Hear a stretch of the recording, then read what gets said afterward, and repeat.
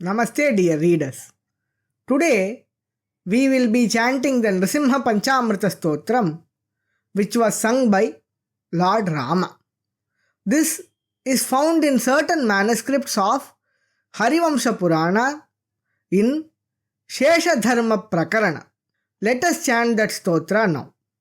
Ahobilam Narasimham Gatva Ramah Pratapavan Namaskritva Shri Nrisimham Astaushit Kamalapatim Govinda Keshava Janardana Vasudeva Vishvesha Vishwamadhusudana Vishwarupa Shri Padmanabha Purushottama Pushkaraksha Narayana Chutansimha Namo Namaste Deva Samastah Khalu Yogi Mukhyaha Gandharva Vidyadhara Kinnarascha Yatpada Moolam Satatam Namanti Tam Narasimham Sharanam Gatosmi Vedan Samastan Khalu Shastra Garbhan Vidyam Balam Kirtimatim Cha Lakshmim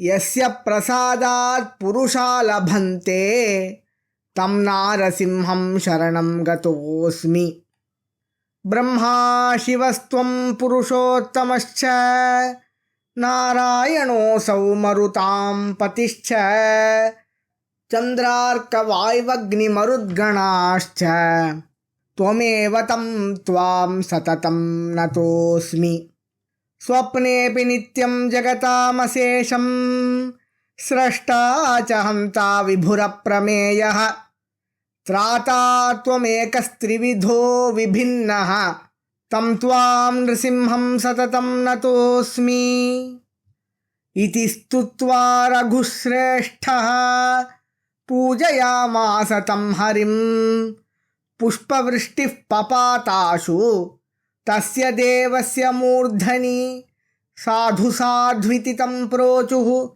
Deva Rishiganai Saha Deva Uchuhu Raghavena Kritam Stotram Panchamritamanuttamam Pathanti ye Dvijavaraha Tesham Swargastu Shashvataha.